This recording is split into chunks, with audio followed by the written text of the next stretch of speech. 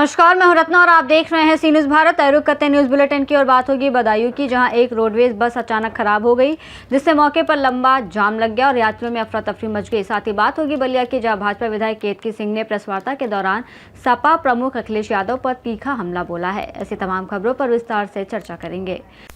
नगर बिसौली में व्यस्त सड़क पर एक रोडवेज बस अचानक खराब हो गई, जिससे मौके पर लंबा जाम लग गया और यात्रियों में अफरा तफरी मच गई। काफी देर तक लोग बस में फंसे रहे, जबकि राहगीरों और स्थानीय लोगों ने धक्का लगाकर बस को हटाने का प्रयास किया, जिसके बाद किसी तरह बस दोबारा चालू हो सकी। इस घटना से यातायात व्यवस्था प्रभावित हुई और यात्रियों ने रोडवेज प्रशासन पर लापरवाही का आरोप लगाते हुए बसों की खराब हालत पर सवाल उठाए हैं। बदायूं से सी न्यूज़ संवाददाता प्रताप की रिपोर्ट।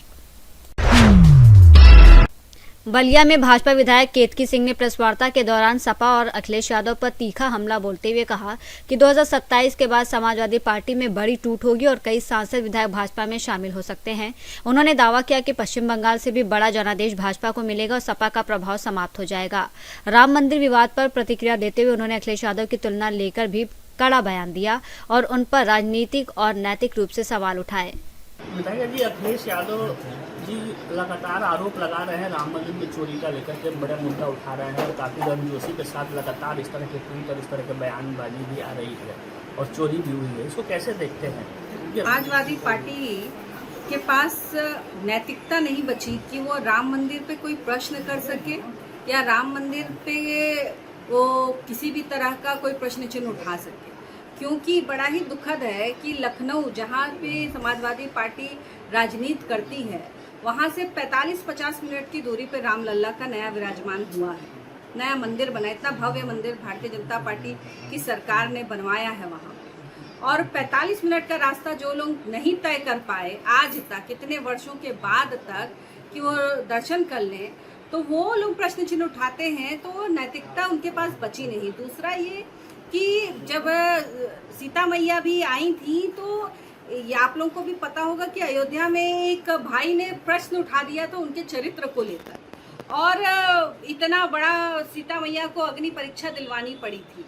तो मैं ये जरूर क्लियर करना चाहूंगी कि उस भूमिका में कम से कम समाजवादी पार्टी के राष्ट्रीय अध्यक्ष जी को नहीं आना चाहिए। एक धोबी ने आरोप लगाया था विधायक जी, एक वही हमारे बिरादरी के ही कुछ, हमारे समाज के ही कुछ लोगों ने ऐसे प्रश्न उठा दिया था माँ सीता के चरित्र को लेकर, जो नहीं उठाना चाहिए था।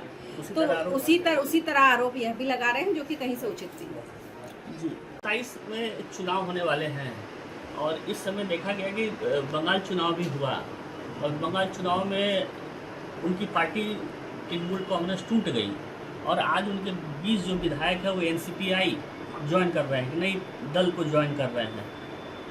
तो 27 का भी चुनाव होने वाला है, क्या स्थिति रहेगी? बहुत जल्द आप देखेंगे कि 27 के चुनाव के बाद इससे भी बड़ी टूटन जो है वो समाजवादी पार्टी में होगी। और समाजवादी पार्टी में टूटन होगी तो एक प्रश्न ये उठता है कि वहाँ उसके विधायक और सांसद कहाँ जाएंगे, क्योंकि भाई वहाँ बंगाल में तो एक ऑप्शन था, वहाँ चले गए, यहाँ तो कोई ऑप्शन है नहीं कि जाएंगे।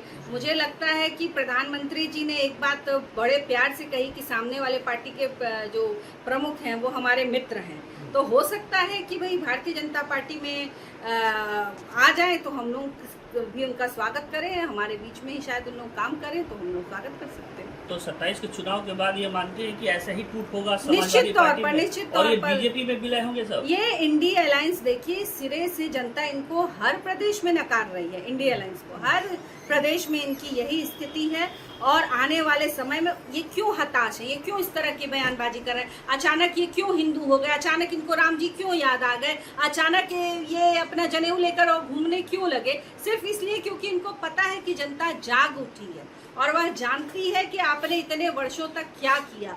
जो यहाँ का बहुसंख्यक समाज है उसके अधिकारों पर आपने दूसरों का कब्जा कराया, उसकी जमीन से लेकर उसकी बेटियों के साथ आपने कॉम्प्रोमाइज किया। तो अब वह बहुसंख्यक समाज जाग गया है और 2027 में समाजवादी पार्टी को भी दिखाएगी जनता और बहुत बड़ी टूटन आप यहाँ देखेंगे। बंगाल जैसा ही हश्र होगा 27? उससे बड़ा होगा, उससे बड़ा मैंडेट भी यहाँ पे आएगा। और बिल्कुल आप देखिएगा कि पिछले 2 चुनाव से बढ़कर जो है हमारे पास इस समय आएगा मैंडेट, और हम बढ़िया लड़ाई यहाँ पर देंगे और समाजवादी पार्टी का नामो निशान मिट जाए ऐसा प्रयास करेंगे। बलिया से सी न्यूज़ संवाददाता आनंद दुबे की रिपोर्ट। बलिया के बाबा बालखंडी नाथ धाम दिवली में परिवहन मंत्री दयाशंकर सिंह के तत्वाधान में आयोजित 7 दिवसीय शिव महापुराण कथा का भव्य समापन हुआ, जिसमें कथावाचक पंडित प्रदीप मिश्रा ने शिव भक्ति को ही जीवन और मोक्ष का मार्ग बताते हुए विभिन्न धार्मिक प्रसंगों के माध्यम से श्रद्धालुओं को आध्यात्मिक संदेश दिया। समापन अवसर पर मंत्री ने भविष्य में पुनः कथा आयोजन की घोषणा की और कई अतिथियों का सम्मान किया। साथ ही श्रद्धालुओं के घर निःशुल्क जल पहुँचाने की बात भी कही। 7 दिनों तक चली इस कथा में लाखों श्रद्धालुओं ने भाग लेकर भक्ति और आध्यात्मिक लाभ प्राप्त किया। बलिया से सी न्यूज़ संवाददाता आनंद दुबे की रिपोर्ट। बलरामपुर में प्रधानमंत्री नरेंद्र मोदी के 12 साल पूरे होने के अवसर पर विकासखंड श्री दत्तगंज में स्वास्थ्य मेला, लाभार्थी संतृप्तिकरण शिविर और श्री अन्न प्रदर्शनी का आयोजन किया गया, जिसका शुभारंभ प्रभारी मंत्री सतीश चंद्र शर्मा ने किया। कार्यक्रम में उन्होंने विभिन्न जन कल्याणकारी योजनाओं के स्टॉलों का निरीक्षण कर लाभार्थियों को आवास की चाबियां, आयुष्मान कार्ड, बीज किट, पोषण किट और अध्ययन सामग्री वितरित की और पात्र लोगों तक योजनाओं का 100% लाभ पहुंचाने के निर्देश दिए। इस अवसर पर मंत्री ने केंद्र और राज्य सरकार की उपलब्धियों का उल्लेख करते हुए कहा कि बीते 12 सालों में देश और प्रदेश में विकास, सुशासन और जन कल्याण के क्षेत्र में उल्लेखनीय प्रगति हुई है। कार्यक्रम में विधायक बलरामपुर, विधायक तुलसीपुर, विधायक उतरौला, भाजपा जिलाध्यक्ष रवि मिश्रा, नगर पालिका परिषद के अध्यक्ष धीरेन्द्र प्रताप सिंह सहित कई कर्मचारी मौजूद रहे। बलरामपुर से सी न्यूज़ संवाददाता संदीप सक्सेना की रिपोर्ट। मालूमात थाना परिसर में मुहर्रम पर्व को शांतिपूर्ण और सौहार्दपूर्ण तरीके से संपन्न कराने को लेकर शांति समिति की बैठक आयोजित की गई, जिसकी अध्यक्षता एसडीपीओ उमेश सिंह ने की। बैठक में प्रशासनिक अधिकारियों, जनप्रतिनिधियों और समाज सेवियों के साथ पर्व के दौरान कानून व्यवस्था बनाए रखने, अफवाहों से बचने और आपसी भाईचारा कायम रखने पर चर्चा हुई। एसडीपीओ ने लोगों से शांति बनाए रखने और किसी भी सूचना को तुरंत प्रशासन तक पहुँचाने की अपील की, जबकि थाना प्रभारी अमित कुमार ने कहा कि असामाजिक तत्वों पर कड़ी नजर रखी जाएगी और सुरक्षा के पुख्ता इंतजाम रहेंगे। बैठक में बीडीओ सोमा उरांव, सीआई बासुदेव महतो, थाना प्रभारी अमित कुमार सहित कई गणमान्य लोग मौजूद थे। आज मालूमात थाना परिसर में मुहर्रम को लेकर के सभी लाइसेंसधारियों के साथ, गणमान्य व्यक्तियों के साथ, शांति समिति सदस्यों के साथ, पत्रकार बंधुओं की उपस्थिति में मीटिंग की गई, जिसमें यही सभी निर्णय लिया गया कि ये मुहर्रम त्यौहार शांतिपूर्ण ढंग से मनाएंगे। सरकार के द्वारा हम लोगों को जो भी निर्देश प्राप्त है, जैसे हाईकोर्ट का जो निर्देश, माननीय उच्च न्यायालय रांची बेंच का जो आदेश है, उसके अनुसार साउंड बजाएंगे। हर जुलूस में वीडियोग्राफी का व्यवस्था करना ये लाइसेंसधारी की जिम्मेदारी है। किसी तरह का ऐसा पहनावा या ड्रेस नहीं होना चाहिए जो एक अलग कानूनी दृष्टि से गैर जिम्मेदाराना हो। यह लाइसेंसधारियों की जिम्मेदारी है। जुलूस में न पहन के आवे लोग शांतिपूर्ण ढंग से जुलूस पर्व त्योहार मनावे। त्यौहार को लेकर पुलिस किस तरह से तैयार रहेगी? त्योहार को लेकर के पुलिस थाना लेवल से लेके जिला लेवल तक जितनी भी सोशल साइट है, सभी को हम लोग मॉनिटर कर रहे हैं और गहनतापूर्वक छानबीन कर रहे हैं कि किसी जो भी उपद्रवी तत्व अगर किसी तरह का संवाद प्रेषित करे तो उसके विरुद्ध तुरंत ठोस कार्रवाई करें। शांतिपूर्वक मनाने के लिए गश्ती, पुलिस बल की तैनाती सभी बिंदु पर हम लोग तत्पर है, ताकि शांतिपूर्ण ढंग से आम पब्लिक, आम जनता अपना त्यौहार मना सके। Thank you sir. मालूमात से सी न्यूज़ संवाददाता मोहम्मद अरबाज की रिपोर्ट। बुल्ढाना जिले के शेगांव बस स्टैंड पर ST workers joint action committee के आह्वान पर कर्मचारियों ने राज्य सरकार के कर्मचारियों के समान वेतन, महंगाई भत्ता, एरियर और अन्य सुविधाओं की मांग को लेकर घंटा बजाव प्रदर्शन किया और सरकार के खिलाफ विरोध जताया। यूनियन ने चेतावनी दी है कि यदि मांगे पूरी नहीं हुई तो 29 जून से राज्य भर में अनिश्चितकालीन हड़ताल शुरू की जाएगी, जिसमें सैलरी सुधार, डीए बढ़ोतरी, एरियर भुगतान और निजीकरण के विरोध सहित कई प्रमुख मांगे शामिल हैं। महाराष्ट्र राज्य मार्ग परिवहन महामंडळ आपली लाल परी ही सर्वसामान्य जनतेची एक जीवनवाहिनी म्हणून ओळखल्या जाते, परंतु या जीवनवाहिनीच्या लोकसेवकाला नेहमी विभक्त भावना दिल्या जाते। त्यामध्ये त्यांच्या ज्या समस्या आहे त्याचे नेहमी निराकरण केल्या जाते। यामध्ये आज शेगाव आगारामध्ये संयुक्त कृती समिती मार्फत आज घंटानाद आंदोलन करण्यात आले। त्या घंटानाद आंदोलनाद्वारे आमच्या ज्या प्रलंबित मागण्या आहेत त्याची पूर्तता करण्यासाठी सरकारला आम्ही घंटानाद आंदोलनाद्वारे एक भूमिका स्पष्ट करू इच्छितो। या घंटानाद आंदोलनाद्वारे आमचा जो प्रलंबित महागाई भत्ता आहे, घरभाडे भत्ता आहे, तसेच राज्य सरकारप्रमाणे आम्हाला वेतन देण्यात यावे, या असंख्य मागणी करता आम्ही आज घंटानाद आंदोलन येथे केलेले आहे। तरी प्रशासनाने व सरकारने याची दखल घ्यावी। जर याची दखल घेतली नाही तर भविष्यात हे आंदोलन तीव्र करण्यात येईल। आज शेगाव आगारातील कर्मचाऱ्याच्या वतीने संयुक्त कृती समितीच्या वतीने घंटानाद आंदोलनाचे करण्यात आले। त्या आंदोलनाच्या माध्यमातून सरकारकडे राज्य शासकीय कर्मचाऱ्याप्रमाणे वेतन द्यावे, आमचा जो प्रलंबित महागाई भत्ता आहे 2016 पासून त्याचा फरक देण्यात यावा। रेट ऑफ इन्क्रीमेंट 3% दराने देण्यात आलेले आहे, परंतु त्याचा फरक अद्यापपर्यंत दिलेला नसून तसेच घरभाडे भत्ता हा 10, 20, 30 प्रमाणे देण्यात यावा। या प्रमुख मागण्यांसाठी शेगाव आगारातील संयुक्त कृती समितीच्या वतीने आज घंटानाद आंदोलन करण्यात आलेले असून या माध्यमातून सरकारपर्यंत हा आमचा आवाज जावा, या माध्यमातून हा पहिला टप्पा आज पूर्ण करण्यात आलेला आहे।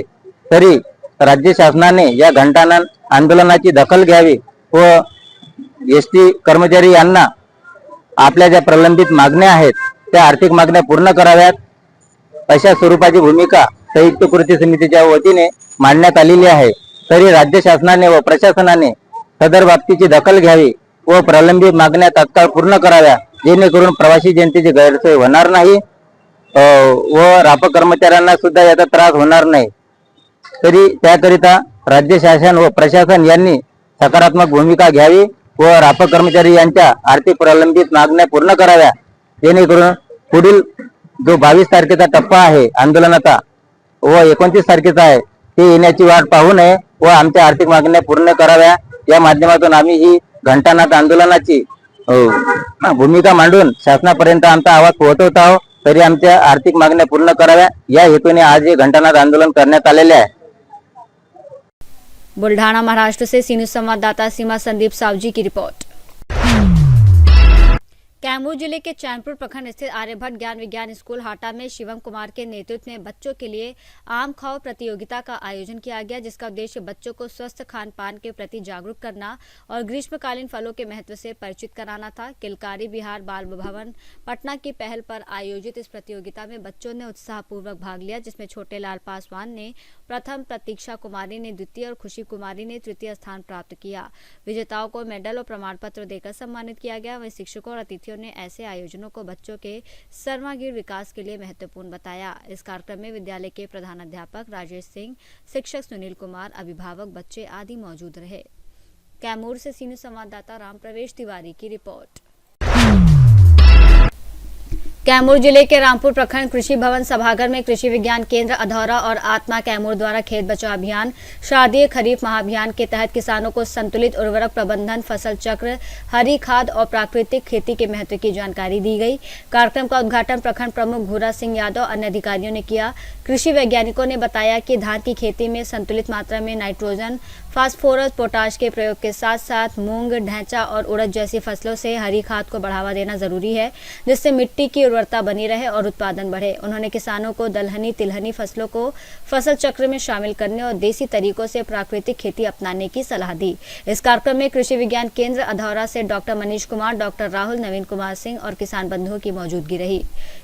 इस कार्यशाला का मुख्य उद्देश्य क्या है? आज जो यह कार्यशाला है यह खरीफ महाअभियान, उसके साथ ही खेत बचाओ कार्यक्रम जो माननीय प्रधानमंत्री जी के और कृषि मंत्री के आह्वान पर पूरे देश में चलाया जा रहा है। 731 कृषि विज्ञान केंद्र और आत्मा के सहयोग से ये खेत की मिट्टी को, मृदा की उर्वरता को लंबे समय तक बरकरार रखने के लिए संतुलित मात्रा में उर्वरक प्रबंधन, उसके साथ ही जो है उर्वरक के साथ साथ खाद का प्रयोग, साथ ही प्राकृतिक खेती को बढ़ावा देने के लिए यह प्रशिक्षण का कार्यक्रम आयोजन किया गया है। और यह 1 जून से 30 जून तक लगातार चल रहा है, हर एक पंचायत में, हर एक ब्लॉक में चलाया जा रहा है। इसमें जनप्रतिनिधि की भी भागीदारी हो रही है, हर जगह पे हो रही है और किसानों को जो है बोला जा रहा है, बताया जा रहा है कि संतुलित मात्रा में उर्वरक प्रबंधन करें, यूरिया डाई पोटाश को संतुलित मात्रा में प्रयोग करें। कितना प्रयोग करना है यह भी किसानों को बताया जा रहा है, जिससे मिट्टी की उर्वरता लंबे समय तक बरकरार रहे और गुणवत्ता युक्त उत्पादन हो सके। सर आपका शुभ नाम? हमारा नाम डॉक्टर मनीष है, हम कृषि विज्ञान केंद्र अधौरा कैमूर से हैं, मृदा वैज्ञानिक हैं और ये हमारे साथ में डॉक्टर राहुल हैं, यह पशुपालन के विशेषज्ञ हैं। धन्यवाद। किस तरह का कार्यशाला लगा है? ये आज जो कार्यशाला है ये आपका खेती बचाओ अभियान के साथ साथ खेत महाअभियान 2026 के संबंध में लगा है, जिसमें किसानों को खेती से संबंधित जानकारी दी गई और साथ ही प्राकृतिक खेती को बढ़ावा के साथ साथ संतुलित उर्वरक प्रयोग के प्रबंधन की भी विस्तृत चर्चा की गई है, ताकि भविष्य में जो है किसान केमिकल्स का यूज कम कर सकें और अपने उत्पादन को बेहतर ढंग से ले सकें। कैमूर से सीनू संवाददाता राम प्रवेश तिवारी की रिपोर्ट। तुरकौलिया अंचल कार्यालय के सामने सपही पंचायत के डेरा गांव निवासी यशोदा देवी और उनके पति राम नरेश सिंह ने सड़क भूमि से अतिक्रमण हटाने की मांग को लेकर अनिश्चितकालीन धरना दिया। दंपत्ति का आरोप है कि जिलाधिकारी और उच्च न्यायालय के आदेश के बावजूद सालों से सड़क की जमीन पर कब्जा कर पक्का निर्माण किया गया है, जिससे आवागमन बाधित है। प्रशासनिक कार्रवाई न होने से नाराज होकर उन्होंने धरना शुरू किया। हालांकि आरओ द्वारा मंगलवार को स्थल निरीक्षण और समाधान का आश्वासन दिए जाने के बाद धरना समाप्त हुआ।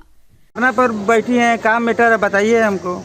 जी सर, अनिश्चितकालीन धरना है जो हाई कोर्ट में केस चला, हाई कोर्ट से आदेश हो गया, फिर उसके बाद में डीएम साहब के कोर्ट चला, डीएम साहब आदेश दे दिए हटाने के लिए, लेकिन आज तक हम दौड़ते रह गए, लेकिन आज तक कोई कार्रवाई नहीं हुआ। जिसमें मैंने अतिक्रमण हटाना है, कामना मामला लेकर आप लोग बैठी हैं। अतिक्रमण हटाने मैंने क्या अतिक्रमण माने क्या? रोड पर घर है, पीछे हमारा अपना ठेका में घर है, रोड पर बना दिया, आने जाने में काफी। मैंने आपके घर के सामने रोड पर दूसरा कोई मकान बना लिया? दूसरा कोई बना अभी बोलिए ना, उसी के लिए मैंने आप क्या मैंने डीएम साहब से सीओ साहब कहीं गई हैं कोर्ट कचहरी? कहाँ बहुत बार जा चुके हैं, लेकिन आज तक कोई कार्रवाई नहीं हुआ। कहाँ जा चुके हैं? डीएम साहब की यहाँ, एसपी साहब की यहाँ और सीओ साहब की।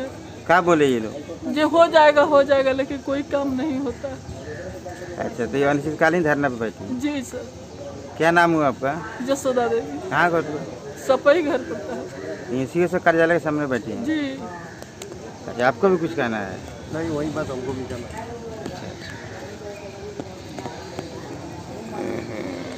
मोतिहारी से सीनियर संवाददाता मंसूर अहमद की रिपोर्ट।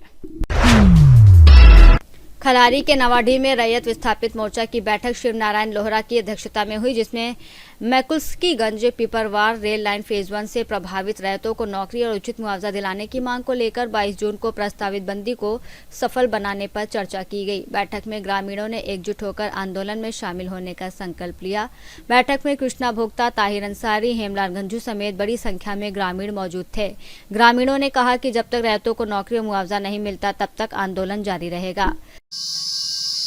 आज रजधार से जुड़ा हुआ नवाडी गांव में एक ग्रामीणों को बैठक हुआ, जिसमें ये निर्णय लिया गया है कि हम लोग नौकरी मुआवजा को लेकर 22 जून से बंदी करने का जो ऐलान किए हैं उसके लिए समीक्षा बैठक किया गया है और पूरे ग्रामीण आक्रोश में है, क्योंकि हम लोग पिछले बार 3 बार बंद कर चुके हैं, लेकिन आज तक प्रबंधक केवल आश्वासन देते आ रहा है। इस बार पूरे ग्रामीण कमर कस लिया है कि 22 जून के पहले अगर नौकरी मुआवजा नहीं मिलता है तो 22 जून से रेलवे लाइन बंद रहेगा और बंद होने से जो भी क्षति होगा उसका जिम्मेवार सीसीएल प्रबंधक होगा। धन्यवाद। खलारी झारखंड से सीनू संवाददाता राशिद अंसारी की रिपोर्ट। बुलेटिन में फिलहाल इतना ही। देश और दुनिया की तमाम बड़ी खबरों के लिए देखते रहिए सी न्यूज़ भारत।